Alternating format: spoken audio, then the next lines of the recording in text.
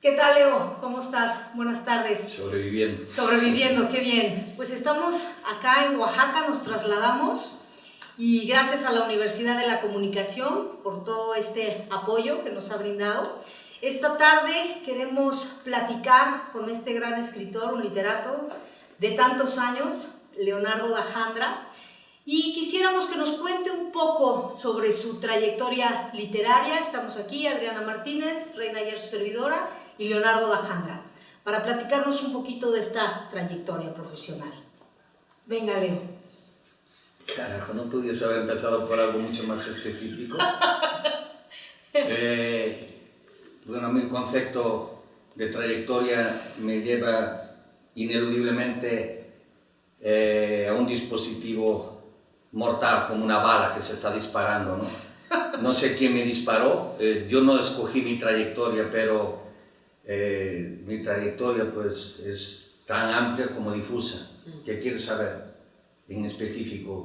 En específico quiero saber qué te llevó al mundo de las letras, qué te llevó a la filosofía, qué te llevó a ir construyendo estas ideas y plasmarlas en papel, dejarlas ahí palpadas para el disfrute ajeno, finalmente.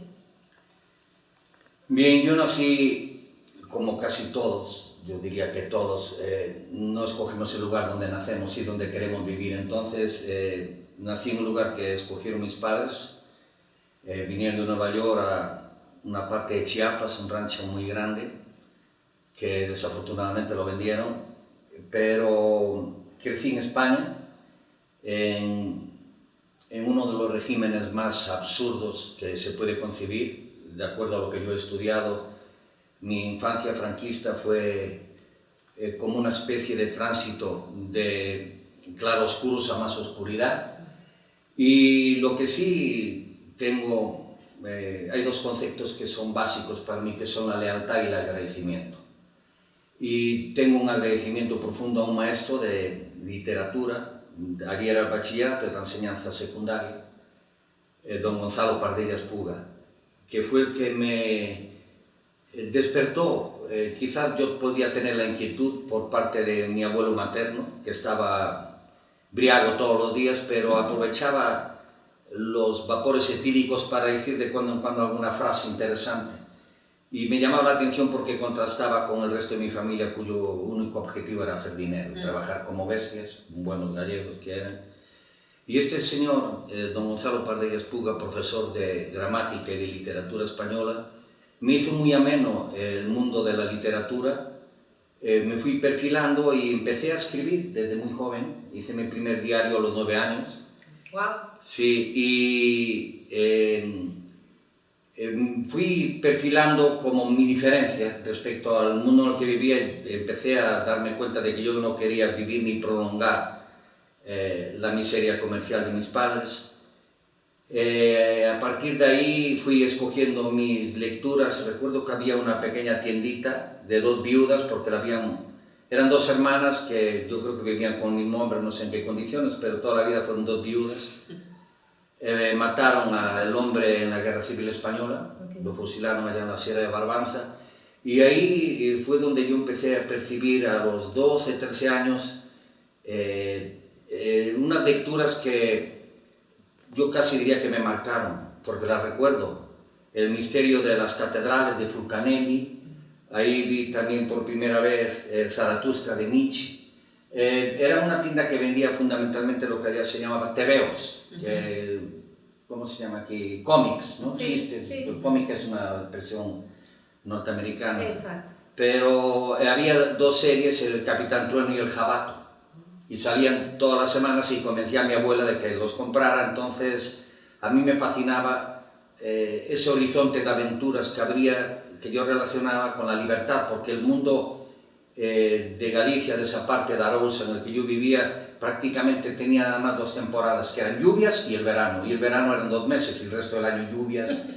Y como no había en aquel entonces, pues mi juventud, apenas empezaba la televisión, mis tías y mi madre todos se concentraban en las tardes frente a las radionovelas, que ya te imaginarás, era la parte, casi diría yo, nefasta de Televisa.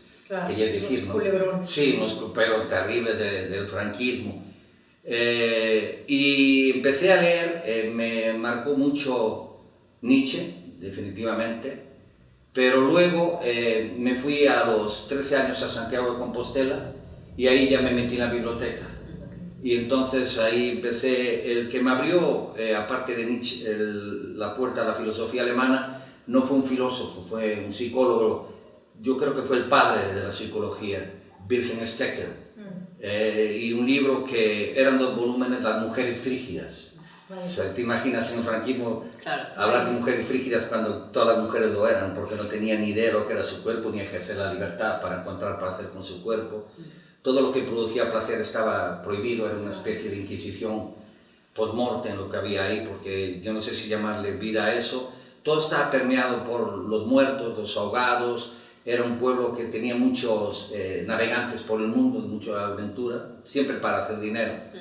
Y el culto a los muertos fue decisivo. La Santa Compañía se llamaba, eran los muertos, como estas mierdas que hay ahora de zombies y eso.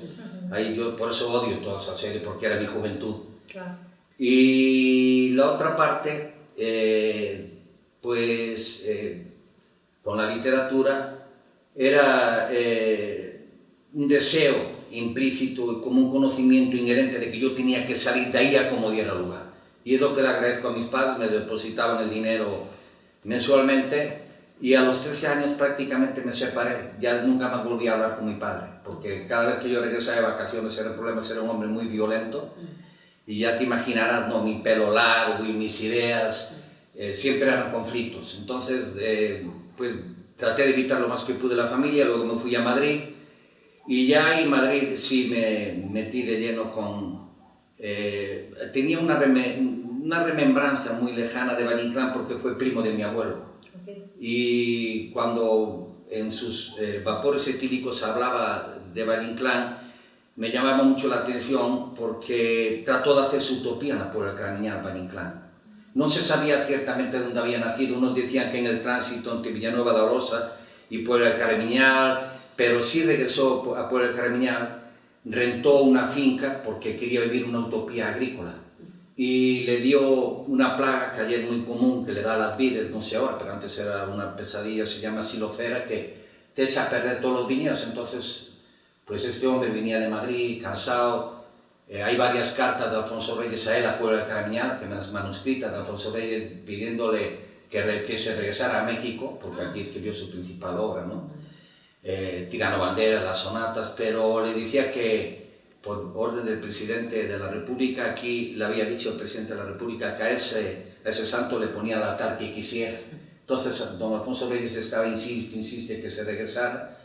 Nunca ya hubo posibilidad de que se regresara, pero al llegar a Madrid tuve contacto por primera vez con la revista de Occidente, toda la Escuela Filosófica de Ortega y Gasset, y me metí de lleno con la filosofía alemana.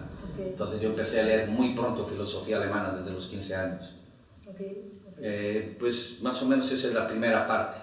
Ya después me fui a Madrid y cuando se fueron exacerbando los problemas políticos, porque yo estaba ahí en la Complutense durante toda la conflictividad del 68, 69, 70, vino la parte crítica que era ir al ejército y es la parte que esperaba mi padre. Mi padre era un franquista convencido, luchó en la guerra de España, tenía muchas condecoraciones, luego fue a Estados Unidos y se hizo ciudadano norteamericano porque luchó en la Segunda Guerra Mundial por Estados Unidos, estuvo en Okinawa, en Normandía, y era un hombre muy callado, pero era un guerrero nato. Entonces tenía, yo lo recuerdo, unas cajitas con unas aguilitas, la bandera norteamericana y varias aguilitas de oro que le habían dado. En fin, en cuanto pude me escapé. Y a los 2 días de que yo salí de España me fui a Londres, llegó la policía militar a buscarme. Fue la mayor ofensa que se le pudo haber hecho a mi padre, ¿no? Entonces ahí ya corté definitivamente. A mí no me gusta mucho mirar para atrás, no me convence el síndrome de estatua de sal. Y me fui alejando definitivamente de lo que era pues España, todo ese mundo, esa Europa, y pues vine a México, pasé por Estados Unidos, algún tiempo en Europa, y ya me centré completamente en la realidad. ¿Cuántos años tenías, Leo, cuando llegaste? Cuando salí tenía 20 años. Cuando saliste de España. Y llegué aquí como a los 22 años. 22 años. Y desde los 22 años tenemos la fortuna de fortuna, contarte entre nosotros. Pues es una fortuna que no está muy valorada en las casas de cambio, no les gusta la fortuna crítica, quieren una fortuna pasiva, tonta, idiota, claro, que no sea crítica, ¿no? Pero en fin, sigue siendo una fortuna tener amigos gracias a la literatura y los libros, ¿no? Ya. Y bueno, a mí me gustaría, no sé, solo preguntarte si nos puedes hacer una relatoría un poco breve por el espacio de tiempo que tenemos, pero una relatoría de, pues, la producción que tú has tenido, la producción literaria que has Bueno, hecho. Cuando llegué a México me metí de lleno en la UNAM, estuve 5 años en la UNAM. Okay. Y ahí hice mi grupo. Éramos un grupo que pretendíamos vivir una especie de utopía urbana. Teníamos todo muy bien planificado, a qué teatro íbamos, qué cines, los museos. Nunca nos aburríamos y de hecho había pretendientes para entrar en el grupo.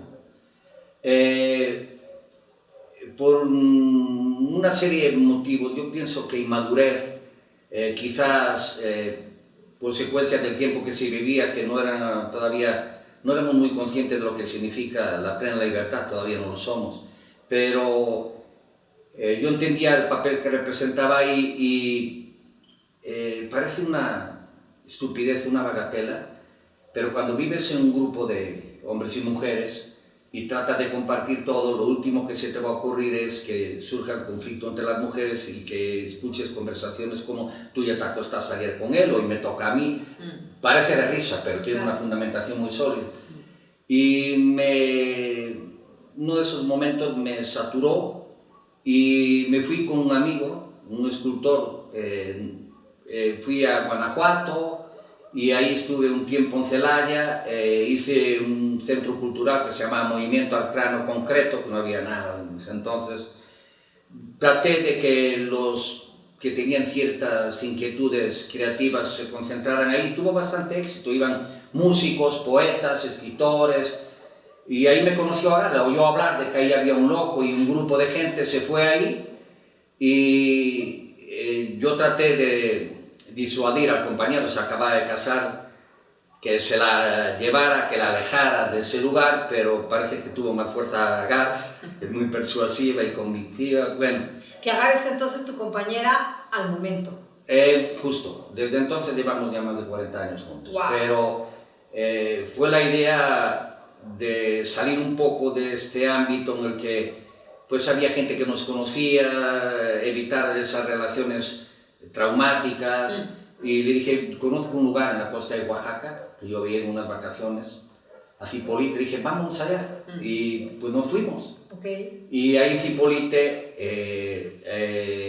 estuvimos como 1 mes y medio, 2 meses. Maximiliano Gómez, que fue mi maestro de la velocidad, me habló por primera vez de Huatulco, fue el que me habló de Huatulco. Y claro, cuando llegamos a Huatulco, Huatulco era Santa Cruz, porque le cuesta mucho a la gente creer que en las playas antes vivían huidos. La mayor parte de los pescadores eran asesinos, debían delitos y se refugiaban en las playas. Imagínate, no había carreteras, toda la terracería, desde Oaxaca hasta Pochutla y por la costa. Tenías que pasar puentes en Panga, con las lluvias era una odisea, tardaba 24 horas desde Oaxaca. Pero a Agar le fascinó toda la selva, los ríos, y empezamos a pensar ya en forma seria en diseñar nuestra utopía.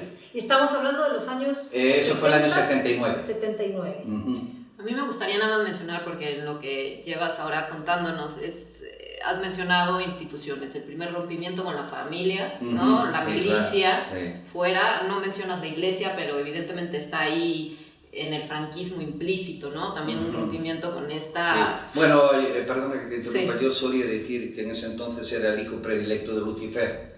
Exacto. O sea, tengo escritos por ahí que a veces me da vergüenza verlos, pero frases como esta, que puedo yo hablar de conmiseración si cuando veo a un pobre me enfurezco, o un débil. O sea, era una mentalidad, pues era el superhombre de Nietzsche, claro. Hacer todo, y sí me marcó mucho, perdona que insista en esto, porque cuando hablas de la UNAM no es la UNAM de ahora. Sí. O sea, venían profesores de todo el mundo y...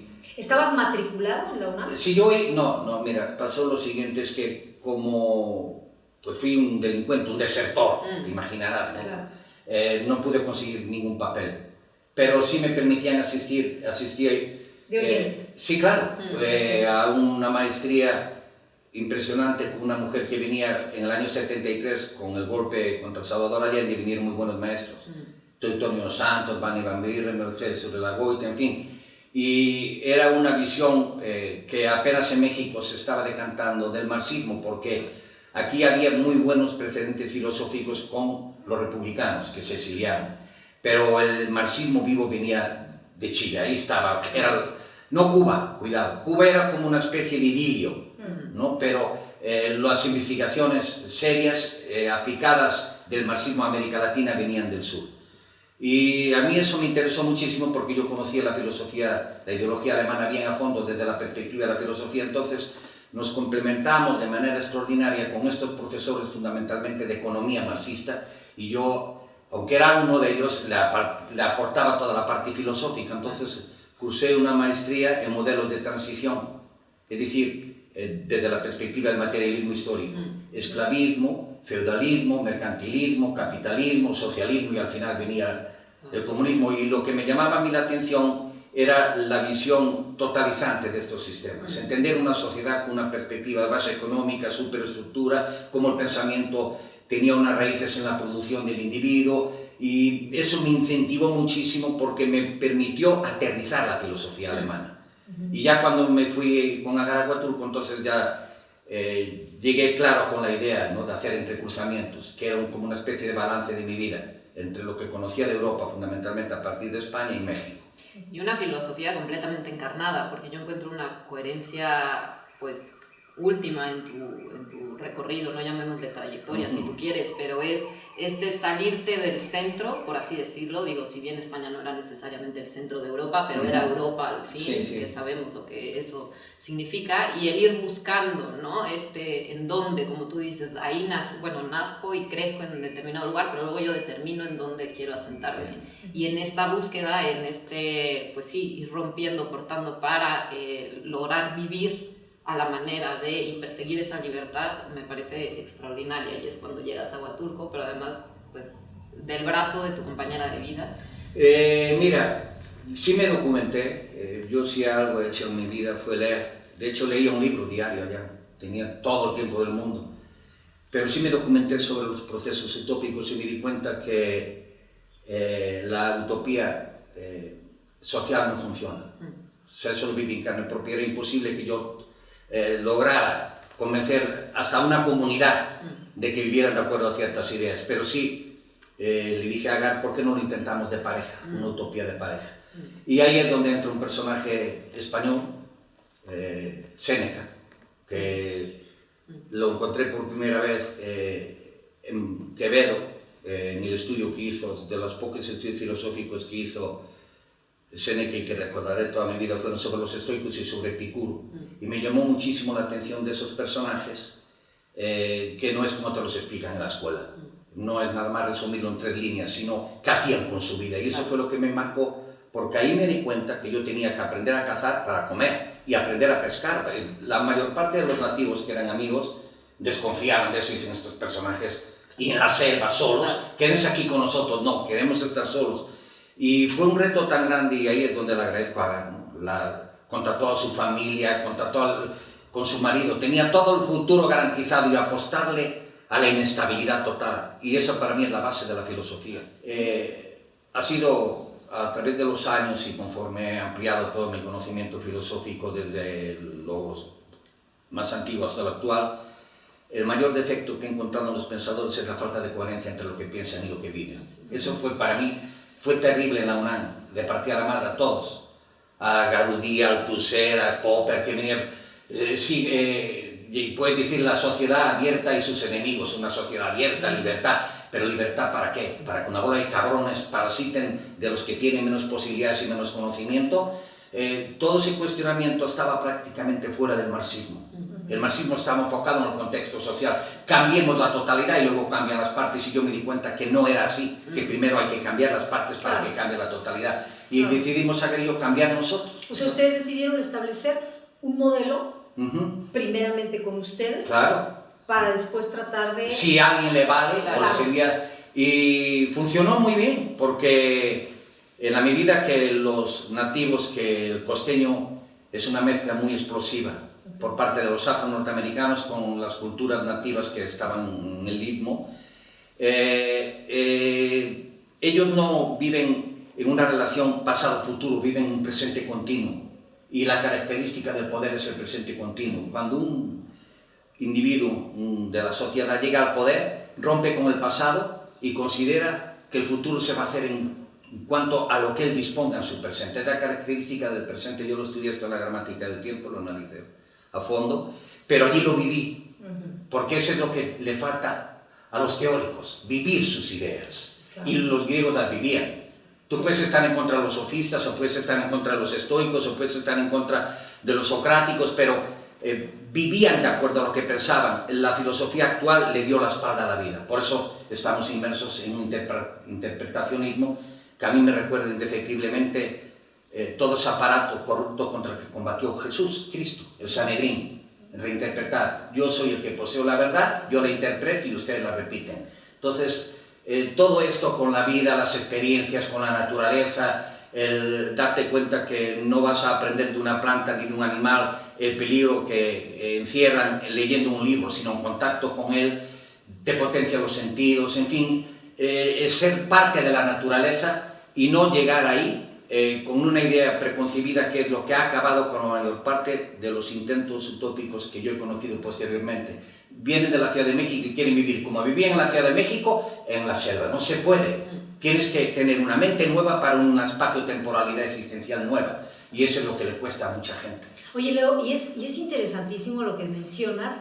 Antes de entrar justamente como llevas esto al papel, a tus libros, pero a mí me gustaría preguntarte, porque es interesantísimo, para tener esta lógica, en este patrón de comportamiento del que tú me hablas, ¿cómo le hacían? Es decir, tenían que comer, tenían que vivir, estabas finalmente inmerso en un mundo capitalista, ¿no? En donde se vive con determinadas reglas, con determinadas instituciones. Tú, como Adriana mencionaba, estás rompiendo con ciertas instituciones y tal, pero ¿cómo de pronto llegas a Huatulco y te instalas a vivir cuasi como un salvaje, ¿no? Se instalan a vivir cuasi como salvajes, pero ¿y cómo sobreviven? Es decir, bueno, ¿qué pasaba con esta parte económica? Ese es otro de los errores fundamentales, de que para el ser civilizado, todo lo que está fuera de su proceso civilizador es barbarie. Hay que entender esta perspectiva. Yo nunca fui a Huatulco para vivir como un salvaje. Teníamos un proyecto claro, queríamos tener nuestra vida en la mano. Entonces, ahí tienes un mar pleno de vida. Okay. ¿Cómo tengo acceso a esa vida? Pues hay un método de conocimiento. Yo estudié metodología. Okay. Entonces, me han acusado de metodologizar demasiado la existencia, pero yo creo que si hay algo que caracteriza al ser humano es la capacidad de racionalizar los pasos que da, las decisiones que toma. Entonces dije, bueno, ¿qué hay aquí?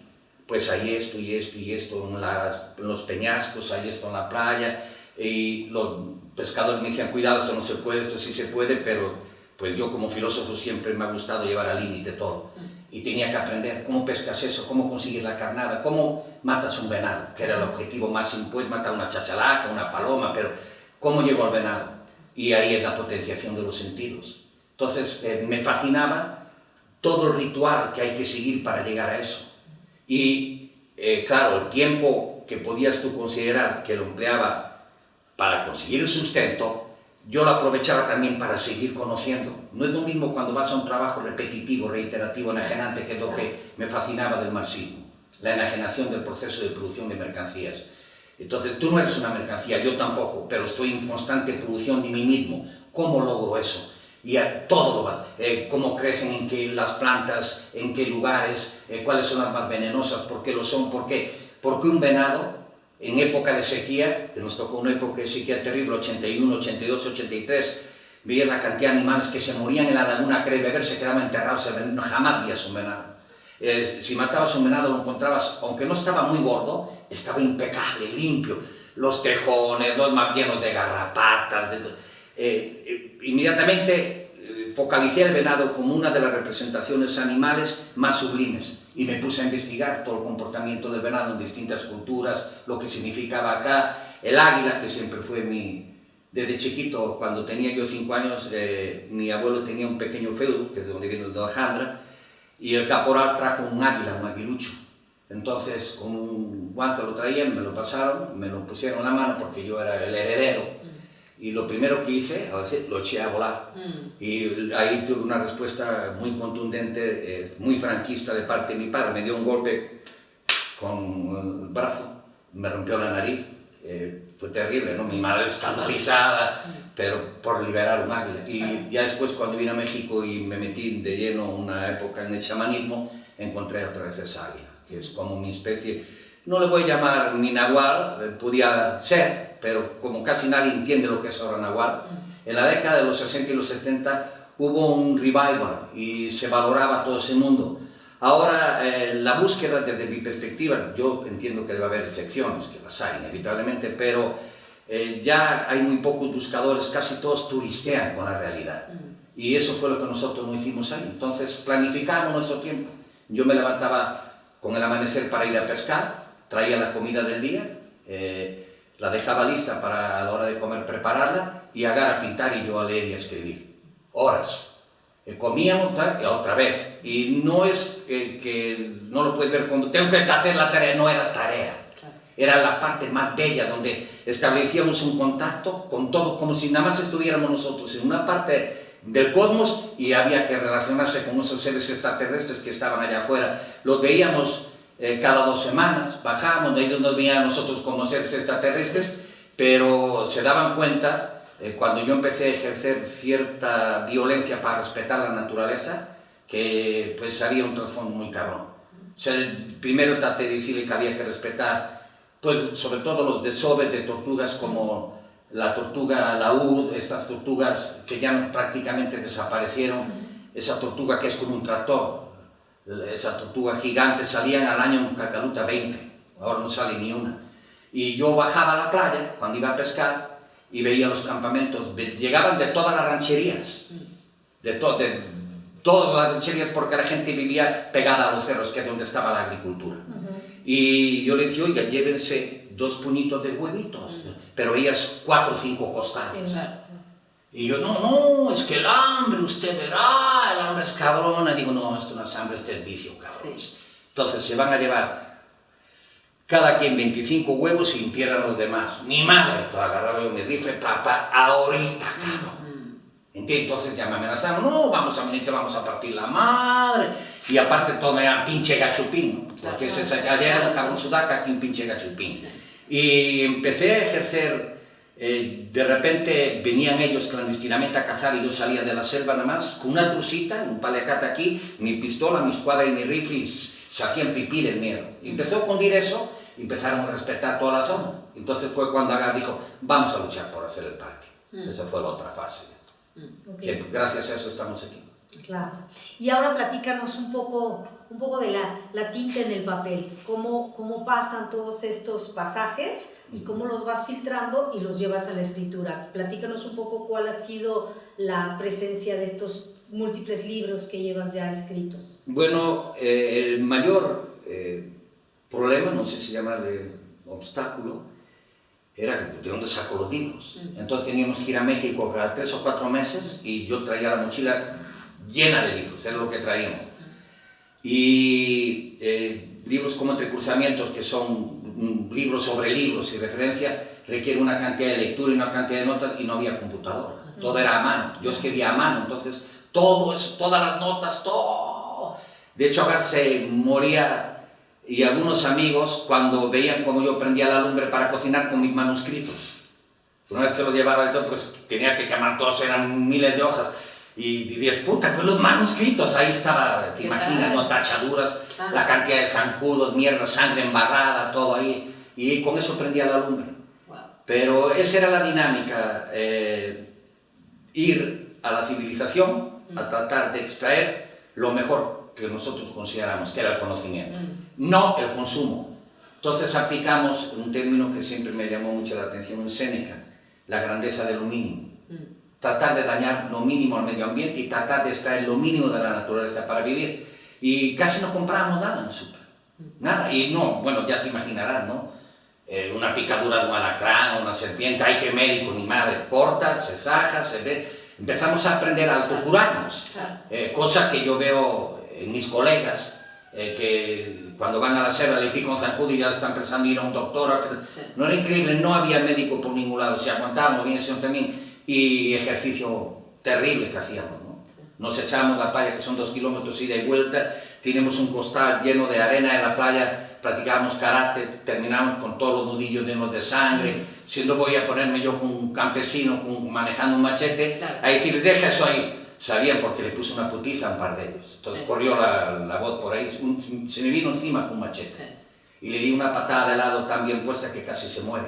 Lo tuvieron que operar del estómago, todo. Pero estábamos en una actitud salvaje para los salvajes. Pero con el conocimiento éramos sobremanera cuidadosos. Sí, no había espiritualidad, eso tengo que enfatizar. Que eso cambió muchísimo. Después. Sí, con la expulsión del paraíso. Claro, ¿Qué tal? claro. Y los libros que produjiste, cuéntanos, el primero, ¿cuál fue el primero de ellos? Bueno, yo tenía, cuando conocí a Agar, yo empecé a escribir muy pronto. Tenía como 6 o 7 libros, de hecho están por ahí, libritos muy duros, durísimos. Una mezcla entre Marx y Nietzsche, violentísimos. Pero ya el punto de disyunción fue entre cruzamientos. Y ahí ya... como que regreso un poquito a este concepto de ¿para qué escribo? Para mí, si escribo para mí, pues no escribo. Y si escribo para alguien más, tengo que tratar de ser propositivo, no nada más, nunca por ningún momento concebí el arte como entretenimiento, jamás. Y por eso a donde voy, a cualquier lugar que voy, siempre hay 3 o 4 lectores que tengo, pero son gente que busca lo mismo que yo. No de que estoy buscando un libro para entretenerme. Y empecé a hacer las relaciones. Cuando llegamos a México, tenía muchas cartas de gente que quería conocernos y hablarnos, y empezamos a incidir, y luego Entre Cruzamientos tuvo muy buena acogida, la verdad. Carlos Fuentes, Octavio Paz, todos estaban sorprendidos, pero yo era, por falta de esta evolución espiritual, muy soberbio.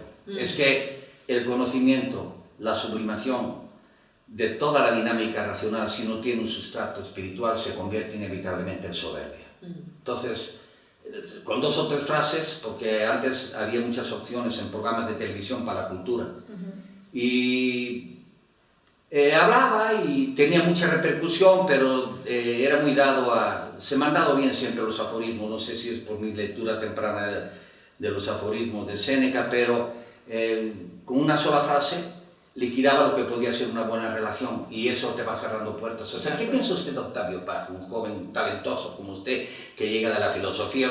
Octavio Paz, pues es un sofista, busca el convencimiento, no la verdad. Y Carlos Fuentes es un narciso que no agota la imagen que le refleja el espejo. O sea, todas estas salidas pendejas, que vamos, ahora no solo me dan vergüenza, sino que francamente me arrepiento, porque lo que aprendí después es que no debes emplear ninguna forma de energía que no te retribuya de forma propositiva. Aún en apariencia, cuando caes, si tienes un proceso muy claro, muy perfilado de lo que estás haciendo, la repercusión final del proceso va a darte ánimos para seguir en el proceso, aunque te hayas partido el alma para llegar ahí. Y eso fue lo que nos fue incentivando.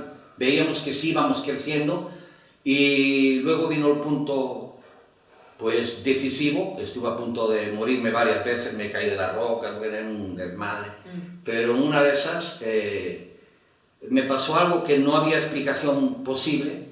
Entonces no podía comer, me inflamaba y no podía comer, y ya después no podía hablar, imagínate todo. Y pues me hablaron de una curandera, porque llegó una persona que había matado a otra y lo ayudamos. Nos explicó todo el proceso, y yo creí que era una injusticia lo que habían hecho con él. Le dimos ahí un apoyo, y cuando nos fuimos a España a presentar los libros, una hermana de la esposa de este personaje, que es un personaje de Entre Cruzamientos, un poco perfilado, pero ya está de lleno en la trilogía de la costa, en Cuatruqueño, Samao y la Marama, Nicéforo. Y la cuñada tuvo un desliz, como muchas mujeres en Oaxaca y en la costa, la embarazaron, y el niño salió con tumor. Entonces, antes de irnos a España, vimos a ese niño que había nacido ahí, solo un petate, ni médico, nada, ahí en el petate, agua caliente, lavaban, cortaban un cuchillo, cortaban, pero pues ya se murió. Y cuando regresamos no tenía el tumor, 4 meses después. Entonces ahora dice, oye, ¿y ese niño? Pues es el niño que, no, ese se murió, no, es este. ¿Cómo que es este? Sí, nos dijo que había ido a Salina Cruz con una persona que curaba con el espíritu. Y yo no quería ir, dije, no me voy a meter yo con esas chingaderas y esas pendejadas. Recuerdo aquel día que fui a Salina Cruz, yo le llamo salitrero infernal, por un viento terrible. Bueno, llegamos al mercado y estábamos tratando de comprar unas plantas, ¿no? Que supuestamente tienen una función ritual, sagrada, y cuando estamos así con la puestera viene un niñito y le deja caer una bolsa de sal, ¡pum!, sin ningún motivo. ¡Ay! O sea, de estas señales que a la mentalidad racional occidental dice que está pasando aquí. Bueno, llego al templo, para no hacerte larga, baja el hermanito espiritual, me dice, por fin llegas, hermanito, estuviste a punto de ya no llegar jamás. Eres bien necio, pero nuestro Padre te tiene reservado. Me tiró todo un rollo y yo, bueno, con que me curen. Y me curaron. Entonces, a partir de ahí le di entrada a lo espiritual y cambió nuestra vida por completo. Mira, una de las cosas que yo aprendí tempranamente con la filosofía es que no estás escribiendo para tu tiempo. O sea, eso fue una de las cosas que yo tuve muy marcado. No quiere decir que yo haya tenido muy claro desde el principio escribir para la posteridad. Para mí la posteridad no tiene mayor trascendencia. A mí lo que me interesa es aprovechar el espacio, tiempo en el que vivo, mi propia experiencia como una forma de superación constante. O sea, Agar y yo tenemos eso muy claro respecto a un año a otro, en qué estamos evolucionando, qué es lo que nos estamos superando, dónde debemos trabajar más.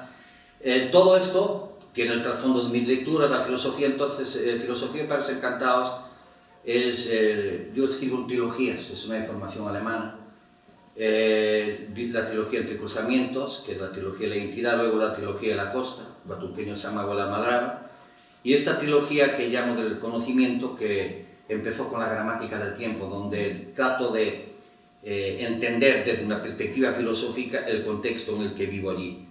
Y ahí estaba analizando precisamente el presente como manifestación del poder, el pasado, que yo llamo a los personajes en este contexto es pretéritos, presentáneos y pósteros, así se llamaba el libro en principio.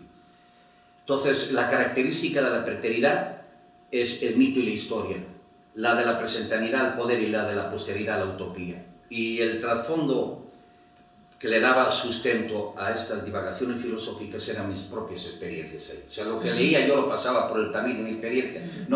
Nunca hice yo, lo dijo fulano, citano. Yo cito generalmente en agradecimiento, no para darle un sustento a mis ideas. Mis ideas las sustenta mi vida, las ideas las sustento yo. Entonces, filosofía para ser encantados fue como el punto de conclusión, porque me di cuenta, leyendo a todos los exiliados españoles acá, que fueron los que trajeron la filosofía, el nuevo pensamiento,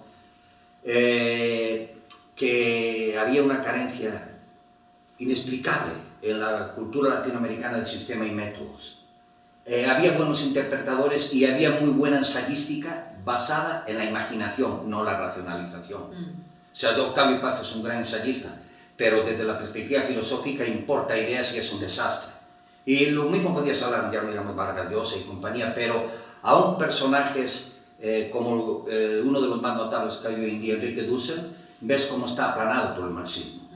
Y se quedan ahí atrapados tratando de darle una justificación a las ideas del otro. Yo jamás hice eso. Yo siempre aproveché las ideas de los demás para consolidar las mías. Entonces dije, tengo que...